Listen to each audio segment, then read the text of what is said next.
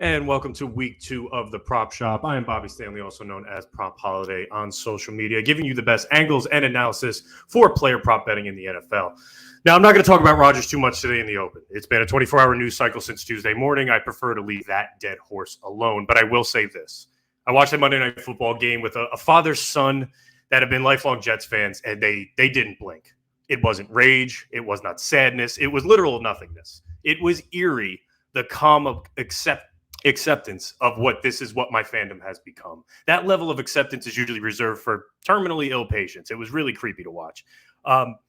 Now, it's a shame because this defense, the defense that I watch on Monday Night Football, I think is the best in the league. And they could be all-time special. I do think they're better than the Niners and the Eagles. Quinnen Williams, he's an all-pro. CJ Mosley and Quincy Williams made plays all night. Sauce Gardner, he had a rough game. I'm going to give a pass on that. But Jordan Whitehead and DJ Reed, they were exceptional. They have two young pass rushers in Jermaine Johnson and Will McDonald, I think could be double-digit sack guys on rookie deals. And that's a theme we're going to talk about. The time is now for the New York Jets. I'm curious to see what the next move may be at quarterback because it's a lot of faith in Zach Wilson, knowing what we know. He didn't have a full season under Aaron Rodgers. He had about 4 or 5 weeks of camp. So we'll see what that leads to. I think wasting Sauce Gardner and Garrett Wilson on rookie deals is football malpractice. They are that good. They are playing at all pro levels, and it is one of the best competitive advantages in football to have these guys on rookie deals. If you look at the positions of importance, a QB on the rookie deal is the best competitive advantage in football. But I would argue that corner and wide receiver are probably second and third on that list. Two guys that I want to monitor throughout the coming weeks for the Jets, Jacoby Brissett in Washington. I think he can come in and win 10 games very easily with this defense and these weapons. And Kirk Cousins. We saw last night the Vikings fall to 0-2. If that keeps going and they're at that 1-6 mark, Kirk Cousins is on the last year of his contract. Doesn't seem like they want to bring him back. If you're the Jets, maybe a trade or third or fourth round pick. You let him walk next year. You get a comp pick back when he signs, and it's almost a wash, and then you bring Aaron Rodgers in. So something to monitor. Let's talk about a week 1 recap. In short, we dominated.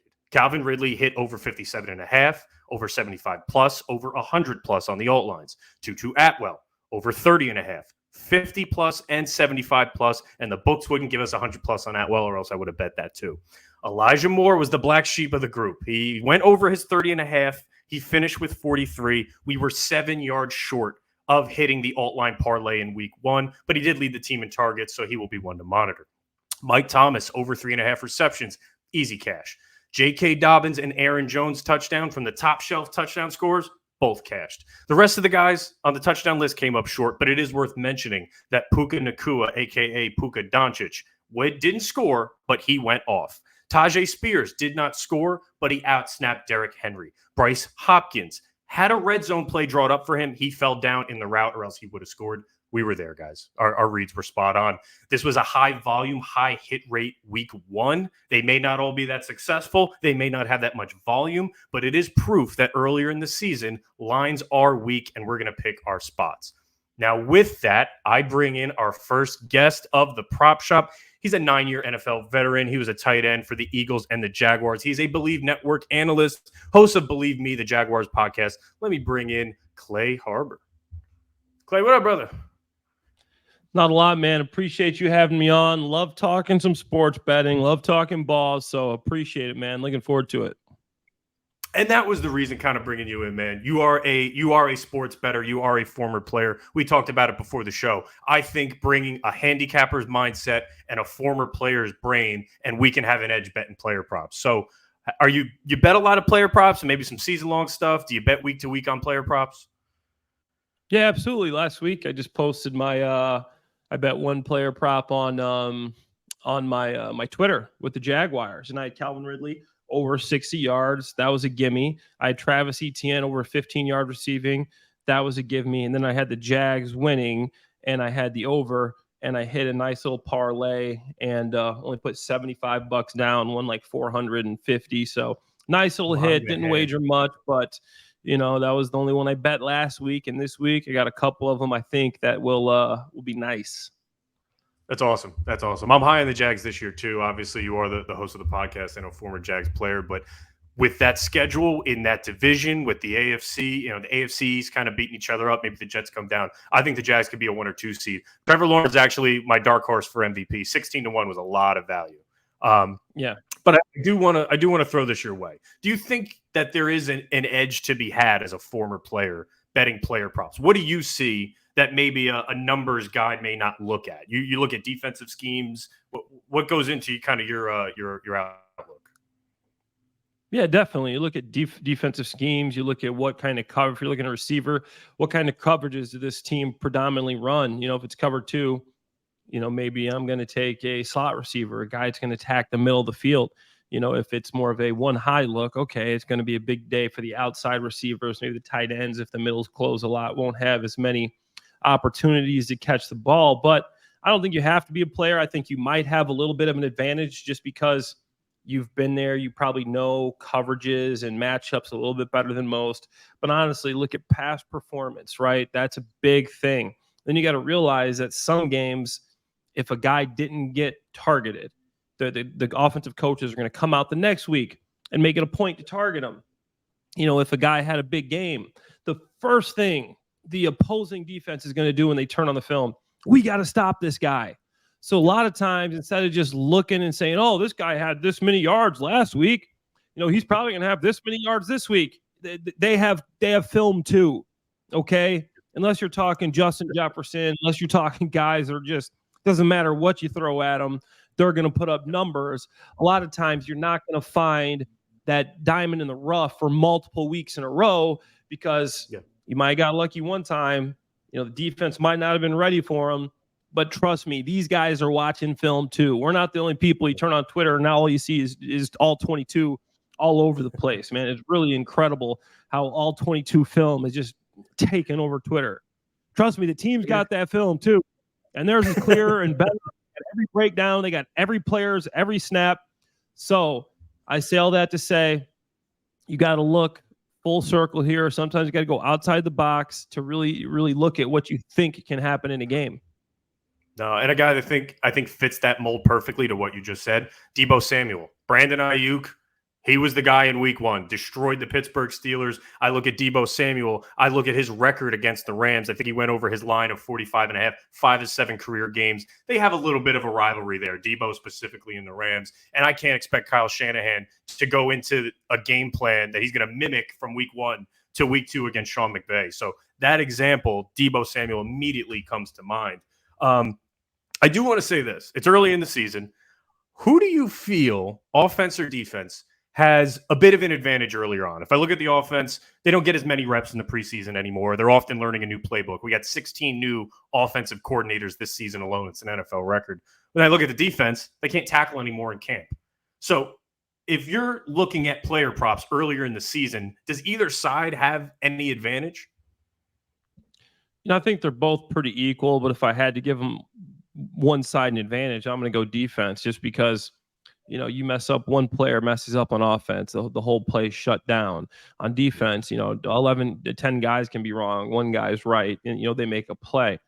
So, I do have that offensive mindset, and, I think it takes more to play offense, and I think that we're obviously a lot smarter than the defensive players, but still, I think it takes a little bit longer to get on the same page with your teammates just because everything has to work in unison. There's not as much. There's obviously still a lot of read and react, but defense is predominantly, read and react. Obviously, you got specific coverages, you got specific blitzes, schemes, but the ball snap, you read and react. Like for the offense, it's like, okay, you got to know what you're doing. You got to run. You got to have your side adjustments, but you got to be a little bit more intelligent because you got to know exactly what route, what check, what coverage equals this breakdown, this route concept. So I think it's a little bit harder for the offense at first. No, I'm with you, man. I do want to get into my first play, and I want to get some commentary on your end. I like Christian McCaffrey. We already talked a little bit about that San Fran, and I'm going to go with Christian McCaffrey over 27.5 receiving yards. McCaffrey last week against the Steelers had the second lowest receiving total as a 49er. And the San Fran was just getting what they wanted offensively the whole game. They didn't really need to get him involved in the receiving game. Dominated in the ground game. I think he had a 64-yard rush. I said it before. I can't see Shanahan replicating the same game plan against a Sean McVay a week later. If we talk about numbers, averages, Christian McCaffrey averages 42 receiving yards per game as a 49er, 4 receptions per game. If I look how he's performed against the Rams, he's had 89 and 55 receiving yards last year. One of those games was a Panther. Now, the Rams defense, it looked pretty good last week. They pitched a shutout essentially in the second half. It is worth mentioning that the Seattle Seahawks, they were missing both tackles in the second half of that game. But the Seahawks don't really have that pass catching back. Kenneth Walker, kind of a between the tackles guy, and then DJ Dallas got a little bit more action than Zach Charbonnet. If I look specifically at players on that Rams defense, Christian Rosenboom is the other linebacker on the field with Ernest Jones. If he gets in space with Christian McCaffrey, that's a nightmare waiting to happen. And I'm not looking forward to seeing it as a Rams fan, but I do think McCaffrey sets up well. His alt line, and something we'll talk about later, over 50 yards receiving is plus 285. And if you're feeling frisky, his 75 and over alt line is plus 900. You feel any type of way about McCaffrey against this Rams defense? I like McCaffrey. I think obviously the Rams are coming off of a big week to where they played well, man. The defense played well. The offense played well. They only gave up 13 points to the Seahawks, who come into the season. They're supposed to be they're a playoff team. They made the playoffs last year. They're a team that a lot of people had a lot of high hopes for. But I think McCaffrey, he didn't get as much play last week as some people might have thought. So I think it's a good play. I think he matches up well against these linebackers, and I think the Rams are going to come back crashing earth a little bit, and they're going to have to throw the ball. The 49ers are, because Stafford looks like he's found some guys that can catch the football. We talked about Nakua and Atwell and Higbee, and he can sling it. So if Stafford's back slinging it, that means Brock Purdy's going to have to sling it too. And one of his favorite weapons is Christian McCaffrey. So I like the play. No, I know I didn't tell you this. I am an LA Rams fan, been a Rams fan my whole life. That Stafford game last week, I've watched about a season of him for the Rams. That was one of the best games I've seen him in Horns. He was overperforming. I mean, Puka, I'm calling him Puka Doncic for the rest of the season. He was hitting him. That is not my name. Darian Kendrick, the corner for the Rams, cued that one. But let me go over to my next play. James Cook of the Buffalo Bills. His rushing line opened at 47.5. I think it's at 50.5 now. I still like it. Cook played 60% of the snaps as his first game really as the starter. Singletary's gone. He only had 12 carries against that Jets defense. There was some explosion there. He was able to get to the edge. He was able to dig his foot in, get upfield. Remind me a little bit of DeAndre Swift last night, where they're saying, oh, these guys are scat backs. They're third down backs. No, I saw something from Cook, even though the numbers didn't really show it. I'm expecting this to be Buffalo's redemption game. It is an 8-point spread. It's their home opener. A blowout should get Cook a little bit more carries, maybe that 14, 15 carry range. Raiders gave up 4.3 yards per carry last week. Cook's career average is 5.5 yards per carry. That's a little optimistic considering his role last year. Let's bring that down to about 4.7. I'm projecting him in that 56 to 57 range. And I don't know if you caught this, Clay, on Monday night. Josh Allen, I thought he hurt his non-throwing wrist in the third quarter going for a first down. They may limit some of his planned runs against this Raiders team. So Cook's alt line at 75 plus is plus 290. And we'll probably be talking about that in the alt line parlay later. Yeah, absolutely. I think they're going to run the ball a little bit more. And, I didn't know how they were going to use Latavius Murray and Cook together, but it looks like Cook is the guy. And I think the way Josh Allen looked, throwing those 3 interceptions, turning the ball over, they are going to lean on running the ball. And I think that's a good play. The Raiders gave up, 52 last week. So I think they're right there and around 12, 13 carries to Javonte Williams. So I think that it's a good play. They're not going to try to lean on Josh Allen as much until he kind of breaks out of this little funk he's in. Run the football. And he showed, who are they running the football with? They're running it with Cook. So I like the play. Thank you, man. And I'm gonna pass it over to you. You got one you got your eye on this week? Yeah, definitely. And I do some Bear stuff, cover the Bears a little bit, and I know they look terrible. DJ Moore only had 2 catches for 25 yards last week. But you look in the media, you look at Luke Getsy, the offensive coordinator, you look at the head coach. We got to get DJ Moore the ball. We got to get – they're going to force feed DJ Moore this week. I mean, they're going to make sure, and I know he's going against a Todd Bowles defense. Tampa Bay can play. They played well last week. I mean, they always do. I mean, this defense is solid, and obviously they had the big upset win last week against the Vikings, but they gave up a ton of yards. They did. They gave up a lot of yards. So first thing that the Bears are going to do, they're going to try to get the ball to DJ Moore. His over is 45.5 receiving yards. He's averaged way more than that over his career. Justin Fields had a down day. It's a very low number for a true number one receiver. So I love DJ Moore going over 45.5. I like it. I do think they made a play for this guy. They made a conscious effort to make him the wide receiver one for Justin Fields. They needed to get him somebody. And we saw in the preseason, he took a screen, I think, like 65 yards. And that's kind of started building that hype. What was that? Yep. That's all it takes. One screen. It does. And it started building some of that hype train for the Chicago Bears team. This number is low for him, and you're going to see adjustments made in the second week for this Bears offense. I got a Bears guy later in our touchdown rundown that you may find interesting. But I do like DJ Moore. I think that number's too low for this guy. I think his career average, his yards per reception's up there. So if you can get him 3 or 4 catches, this one should get blown out of the water. I am going to talk about a guy that you were very familiar with, my friend, Calvin Ridley. We're not going to dig too much into this. I beat him to death last week. You're very familiar with him. We talked about him at the top. Calvin Ridley over 67.5 receiving yards. That's what it opened at. I think it's at 70.5 now. This guy's career average as a starter is 73 yards per game. He is a number one wide receiver in this NFL. He is a top 10 wide receiver in the NFL. And I do think this game script alone with Kansas City, I think the over-under is at 51.5. They're going to be going back and forth all day. That's what I'm expecting. In the secondary, now outside of L'Jarius Sneed, I don't see too many guys. I mean, Trent McDuffie, he might get torn to shreds by Ridley. As long as this line is under 72.5, it's an auto play for me every week. I don't care who he's playing. Yeah. No, I like it. I think it's a good play. Christian Kirk, I don't know if he had any catches. Maybe he had one. So I think they are going to make a point to get Christian Kirk involved.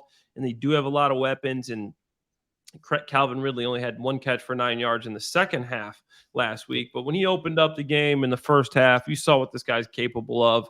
The line is low. You said 70.5.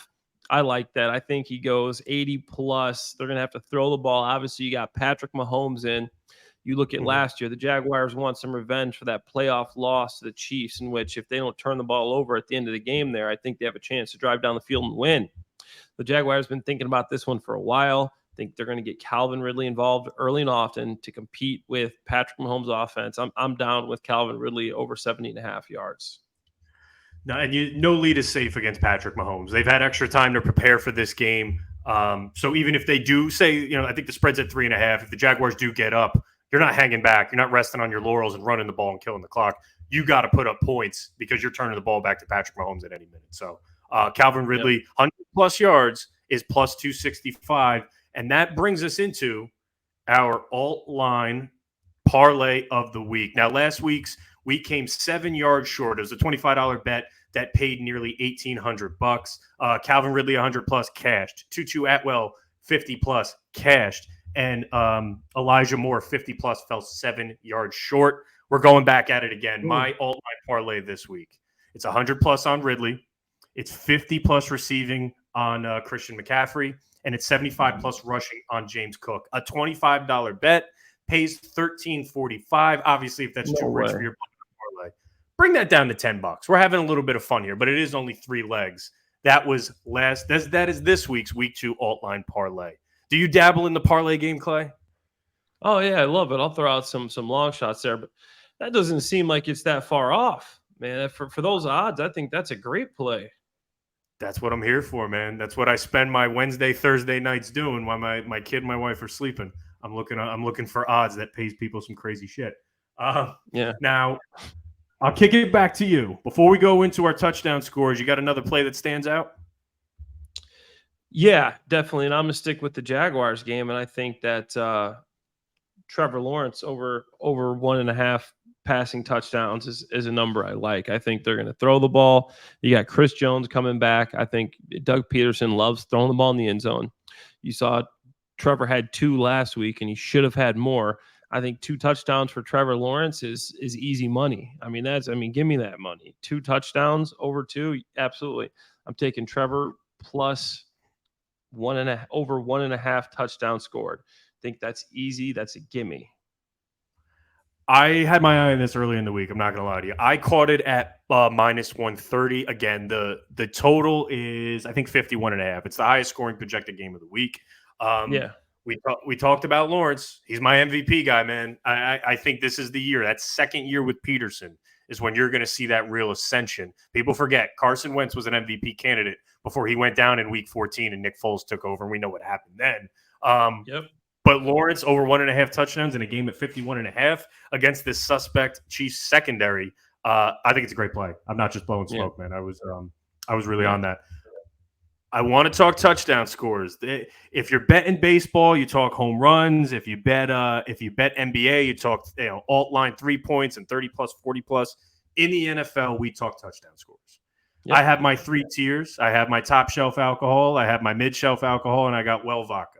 Last week, my top shelf was Aaron Jones and J.K. Dobbins. I feel bad for Dobbins with the Achilles. I empathize as a former Achilles tearer myself. But this week, Jamar Chase, plus 105, Jahmyr Gibbs, plus 130. These are 2 guys I feel very strongly about getting in the end zone. Chase scored two touchdowns in 4 games against the Ravens. We look at that, we kind of look at that week 1 game against the Browns. It was raining. They have the best pass rushing tandem in the league. Burrow wasn't practicing as much towards the end of training camp. They never really got in rhythm. I think Chase gets one in, and we get it at plus 105. You might be able to get it even money on other books, but I think Chase scores. And then Gibbs. Gibbs had a very small workload, but he made the most of it on Thursday Night Football. He was trending on gambling Twitter as a guy that everybody's pounding the table. This guy's making plays. He's explosive. Let's get him the ball. Now, it could be in the receiving game, and I think Montgomery's going to own the goal line touches, the red zone touches. Yeah. But at plus 130, we're going to see more of him as the weeks go on. So these are my two top shelf touchdown scores. You got any ones you feel super confident about, Clay? I like the odds here with Hunter Henry. He scored a touchdown last week against the Eagles. Obviously, their defense, isn't great, but I really like Hunter Henry getting in the end zone again. Mac Jones is looking for him. He hasn't got a ton of weapons to throw the ball to. If you're throwing the ball in the end zone, Devontae Parker, Kendrick Bourne, Hunter Henry, Bill Belichick, Bill O'Brien love to use a tight end. I think Hunter Henry is getting some good odds at plus 320 to get in the end zone. I like that. So I'm going with Hunter Henry and the Patriots. It's amazing what an offensive coordinator could do to Mac Jones. I mean, his over-under, I think, was set at 229.5 passing yards. He had well over 300. Yeah. And they looked like a formidable team against a really good defense, especially in the second half. I think they were down 2 scores late in that game, and they made it competitive. So Hunter Henry at 3-1. In a game against Miami, which could be higher scoring. I like that. Mike Gesicki, former Miami Dolphin, there's always a revenge factor. Hey, did you ever have any revenge factor playing a previous team? Did a coach come to you and say, "Listen, man, I know you played for the Eagles. We got them at the link. I want to get you one." Does that ever happen? Unfortunately, I played against them, but years later when I was with the Detroit Lions in a limited role, so I didn't get that opportunity. But that is real. That's something that happens. Coaches will, if a guy's playing his old team, coaches will make a point to get this guy involved more, to maybe try to get him in the end zone a little bit quicker, a little bit sooner than you might otherwise. It's a real thing. They know the guy wants it and the team wants it, and it's good for team camaraderie just to see the coaches really have a guy's back like that. So that is actually something that happens. We love hearing that. As fans, as bettors, we try to play that angle. And maybe the value doesn't add up. Maybe the odds don't add up. But we think there's something there. And hearing it from a former player that, sometimes those conversations happen, little reassuring. Let's take a look at my mid-tier. This is your mid-shelf alcohols of touchdown scores. Ezekiel Elliott at plus 180. He had a smaller role in week 1, and he made a comment this week that stood out to me that he says, "I'm finally setting in. I'm finally settling into this offense. He should see a little snap boost. He played 35% of the snaps in week 1, but they were down. They were playing from behind. If we can get a more of an even game script, I think we could see Zeke with a bigger workload. He still saw 7 rushes and 7 receiving targets, which I thought was interesting. Miami in week 1 allowed 17 rushing first downs. That was worst in the NFL. So Zeke could have a big role. We're getting near 2-1 on Zeke's touchdown. Seems pretty valuable to me. And then the other guy, I spent all night memorizing his name. He was good enough to make it to the NFL. I should take the time to learn his name. Chigoziem Okonkwo. He is the Tennessee Titans tight end. DeAndre Hopkins did not practice on Thursday. It will be interesting to see if he practices today, Friday. If he doesn't go, I do think Okonkwo sees some targets this week. He did play 83% of the snaps last week. He did not record a reception. So plays into what you were talking about, Clay, earlier in the show. You didn't, maybe you weren't involved last week. Let's flip the script and try to get you some targets your way. Okonkwo is plus 285, nearly 3-1 for a Titans team that needs to get into the end zone. Oh, yeah. No, I like that. I think that's a good point right there. He's going to be seeing some targets this week. They got to get in the end zone somehow. I think they're going to utilize him. So I like it. All right. And let's go to Vodka. This is Majorska. This is the cheap stuff. This you do not spend money on, but they are your long shot touchdown scorers. Justin Watson of the Kansas City Chiefs is plus 700. Watson is, I would say he's the wide receiver 3 or 4, depending on the matchup. Kelsey's coming back. I actually think that may open up some things on the field for him. His over-under on Thursday Night Football last week was set at like 19.5. He finished with 2 catches for 45 yards. I think he needs a bigger role. He's a sure-handed wide receiver for this Kansas City Chiefs team. They have a rookie out there. They got Ross. They got Rice. They're getting Kelsey back. Marquez Valdez-Scantling. You don't know what you're getting week to week from him. I think it's 7-1 with Patrick Mahomes as your quarterback, and he's probably going to play 50% of the snaps. Pretty good odds, especially considering over-under set at 51.5. These are where you're taking your stabs. 51.5, we're implying 7 touchdowns. Give me Watson at 7-1. And then the Bears guy I hinted at earlier in the show, Clay. Equinemius St. Brown is 20-1 to score a touchdown for this Chicago Bears team. He was inactive in week 1. He's a big body. He's a blocking wide receiver. And they needed that last week. There's a real possibility that Matt Eberflus could bench Chase Claypool. He made a comment saying, I'm looking into all possibilities. If he does, because he's Claypool's a big guy, but he doesn't play like one. Equinemius St. Brown at 20-1 is about as well vodka as it gets, and I would throw $5 on it. Yeah, no, I think that's a good play. If Equinemius plays, he actually had quite a few catches last year, and he had a good training camp. I'm in Chicago. I went to camp, and he made this roster for a reason, and they like to utilize him on those plays at the goal line in the red zone, to where they think he's a blocker. It's a tendency where they use it, and then they break the tendency and get him open in the end zone. I like it. And the best part is, if he isn't active again, you get your money back. The bet's voided. You really got nothing to lose there. But if he's active and he's on the field, 20-1, seems like a steal. Before we wrap up and go to I got 5 on it parlay, is there any touchdown scores you want to throw in that may have some longer odds? I like Dalton Kincaid. I think Josh Allen will probably get in the end zone a couple times, get back some of his groove. Obviously, we talked about him running the ball more, but Dalton Kincaid had 4 catches. He's a guy that they obviously want to target more and more as a young guy. Comes in as a rookie with 6 targets, 4 catches. I think he's a guy I can see getting in the end zone at plus 350 this week. So I like Dalton Kincaid at plus 350. Not really long odds, but I think there's still some value there because he is looking like he is going to be Josh Allen's favorite tight end that he throws the ball to, even over Dawson Knox this year. There's a lot of sharp guys on gambling Twitter I was talking to. His over-under is set at 29.5. I think his role is only going to grow. Does that come at the expense of Dawson Knox? Do they just scheme differently? Do they go more, is he the guy in there in 11 personnel? Is he obviously 12 personnel, 2 tight ends, he'll be out there. But if they go 11 and he starts out snapping Dawson Knox, that's a guy I want to keep my eye on. Definitely. I do like it at plus 350. Let's wrap up with the I got 5 on it parlay. We do not have the rights to the song, but I wish I did. This is a $5 parlay that we're throwing our chump change on. We talked about Jamar Chase, 2 touchdowns for him. Let's throw him in there. Nico Collins, Houston Texans. Guy had 80 in week 1. He had a 25% target share. Let's throw him in at 75 plus.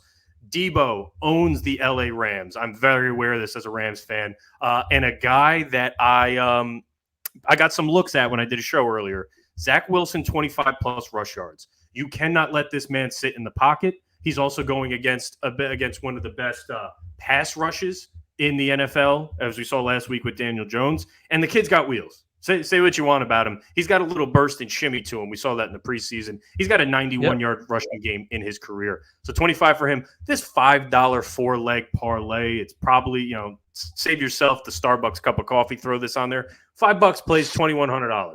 If you miss the $5, I'm sorry, man, you probably shouldn't be betting. But $5 pays $2,100 on these 4 legs. It's some alt lines, it's some TD scores. And that is what we have for you today. Clay Harbor, any closing remarks? I can't thank you enough for jumping on the show, man. No, I appreciate it, man. Appreciate you having me on. It was a lot of fun. And let's win these listeners some money. All I want is a thank you on Twitter once some of these props hit. That's sadly, that is not what Twitter is known for. There is not a lot of kind people out there, but maybe we win them a few bucks. We'll get a nod. Clay, if you ever want to come back, man, I'd love to have you. Guys, thank you for listening to week 2 of the Prop Shop, and let's cash some bets. Take care, guys.